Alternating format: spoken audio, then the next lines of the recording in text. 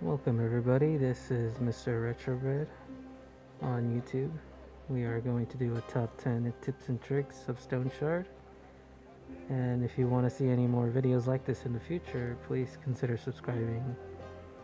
But other than that, let's get on with the video.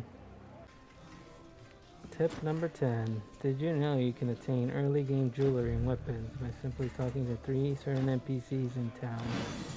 Our first NPC is Varen. He has a unique ring on him. Just go up and talk to him and he'll give you the ring as it is. Then talk to Ram right outside the bar. He'll give you a simple quest for a bottle of brandy. Take the quest and go back inside the bar, talk to our good old bartender, and he'll have a bottle of brandy for you to purchase.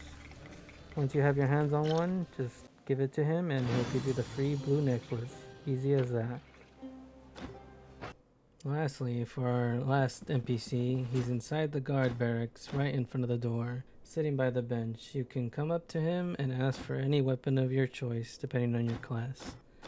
And once you talk to him, you'll get the free weapon. Number 9. There are many hidden features in this game, and if you feel like you have way too much alcohol on you, you can also consider using it as an object to throw at your enemies. Thanks to that, we can make them more flammable as well as more likely to fumble their attacks. And oil can also work in the same way as alcohol does. If you have any potions as well, as in per se any negative ones, they can also give a negative effect of the potion to the enemy, or any positive ones as well, whichever you choose, but preferably the negative ones to enemies.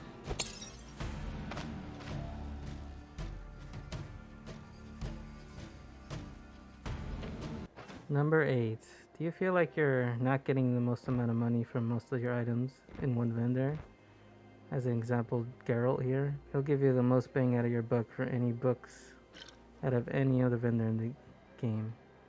Also consider selling to specific job types such as blacksmiths, carpenters, leatherworkers, and herbalists, as well as one more which is a jeweler. They will give you the most money for your specific type of items.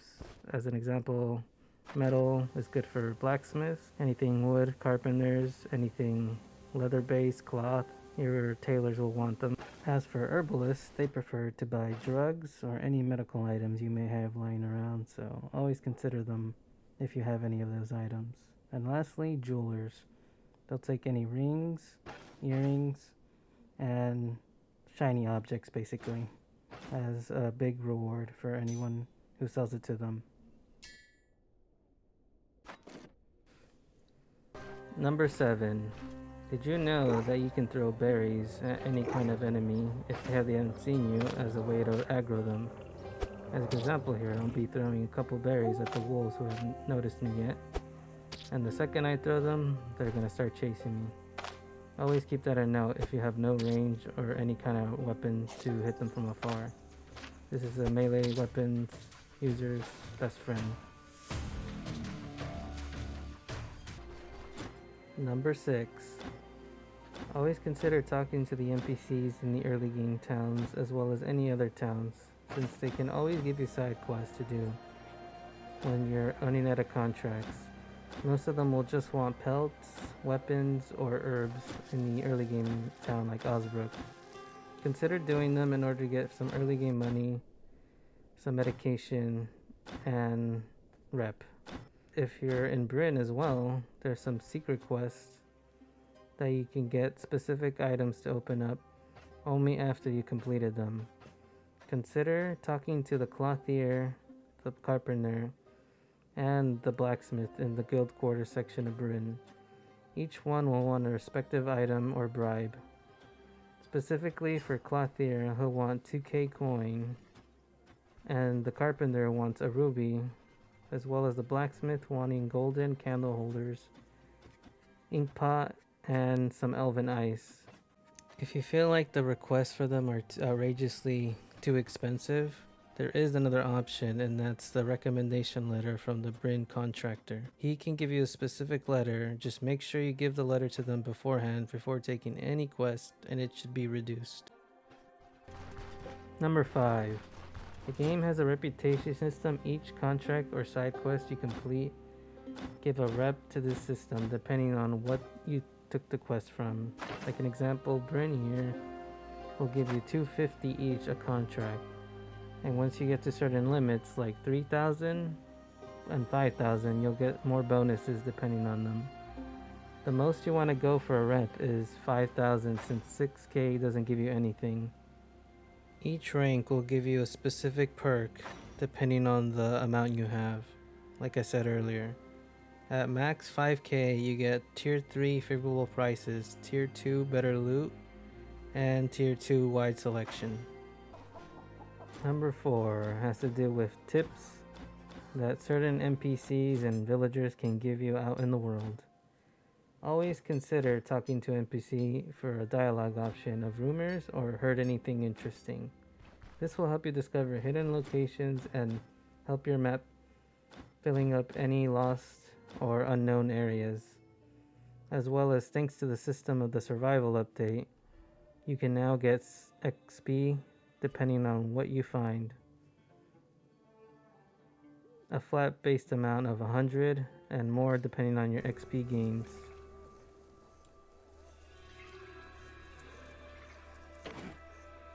Number 3 has to do with anything that needs identification, specifically weapons and armor, those kinds of question mark clue you find out in the world.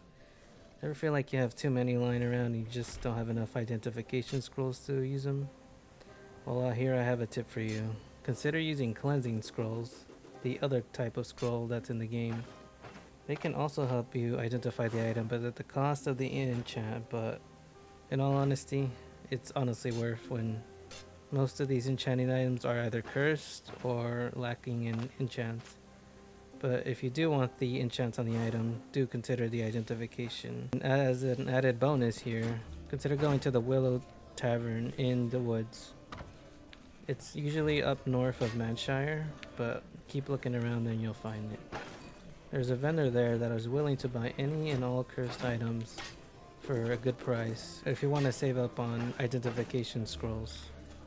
Always consider that as an option, but that's about it. Tip number 2. This game has many buffs to it and debuffs that most players don't see in their first playthrough. Here are some examples of the buffs on the screen. There are many like Vigor, Blessing, Wetness, and Artifact ones, as well as potion based ones. All kinds you can get, including drug based ones. You can stack as many as you can as long as they're not duplicates or the same type like drugs. You can only hold one at a time or have the after effect of bad trip. And keep aware of any potions too. They'll give you a flat 20% intoxication for consuming. Always have a couple of antitoxins or antidotes on hand just in case the intoxication gets out of hand. Number 1, our grand finale for the video artifacts and secret dungeons. There are at least 7 artifacts in the game as of the recording of each one.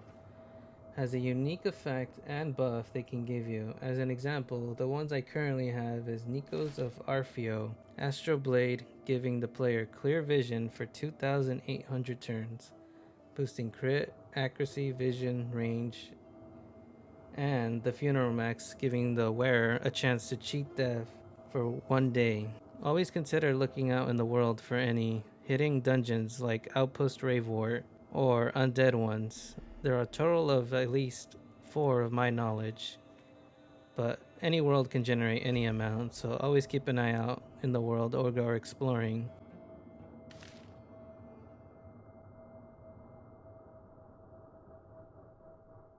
So those are our top 10 tips and tricks for StoneShard.